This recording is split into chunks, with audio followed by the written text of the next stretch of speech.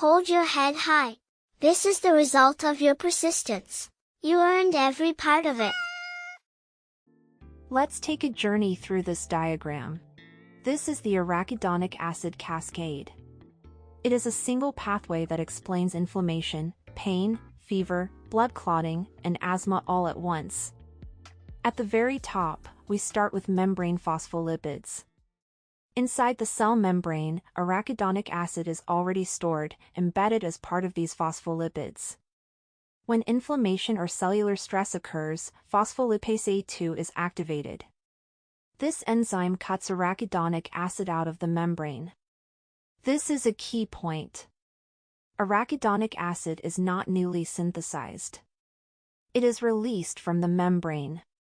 Once arachidonic acid is released, the cascade begins. From here, it splits into two major pathways. First, let's go to the left.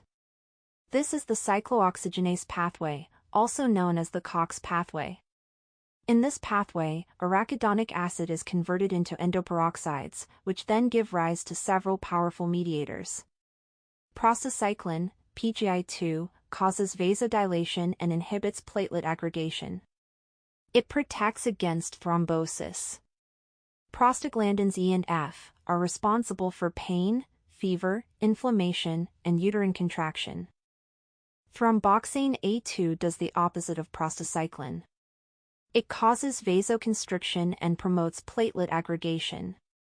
So remember this, the COX pathway regulates inflammation and platelet function. Now let's move to the right side. This is the lipoxygenase pathway.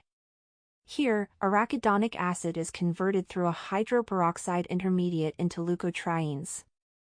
Leukotrienes cause bronchoconstriction, increased airway reactivity, mucosal edema, and excess mucus production. Among them, leukotriene D4 is the main driver of asthma symptoms. That is the flow of the cascade. Now let's see where drugs act on this pathway. First, at the very top. Glucocorticoids, also called steroids, inhibit phospholipase A2. This prevents arachidonic acid from being released. As a result, both the COX pathway and the LOX pathway are shut down. That is why steroids are such powerful anti-inflammatory drugs. Next, the COX enzymes. COX-1 and COX-2 are inhibited by nonsteroidal anti-inflammatory drugs, or NSAIDs. This reduces pain, fever, and inflammation. Celecoxib selectively inhibits COX-2. Glucocorticoids also suppress COX-2 expression. Now let's move to the LOX pathway. Zileuton selectively inhibits 5-lipoxygenase. This blocks the production of leukotrienes. Zileuton is useful in exercise-induced asthma and NSAID-induced asthma, where leukotriene production is increased. Now let's look at drugs acting on prostaglandins. Epoprostenol is a PGI₂ receptor agonist used to treat primary pulmonary hypertension. Misoprostol, a PGE agonist, is used as an abortifacient together with mifepristone. Alprostadil is used to maintain patent ductus arteriosus and to treat male erectile dysfunction. Dinoprostone, a PGE₂ analog, and carboprost, a PGF2-alpha analog, are also used as abortifacients. Latanoprost and other PGF2-alpha analogs are used in open-angle glaucoma. Next, thromboxane.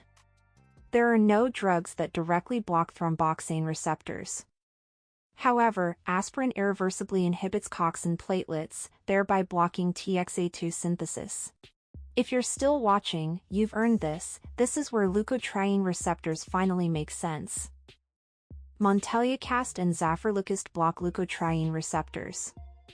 They are especially effective at blocking LTD4, the key mediator of asthma symptoms.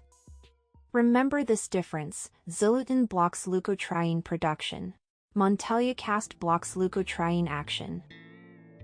This diagram shows one powerful idea. Pain, inflammation, thrombosis, and asthma are not separate topics. They are all explained by different branches of the same cascade. Once you understand this flow, Pharmacology stops being memorization and starts making sense. Thanks for watching to the very end.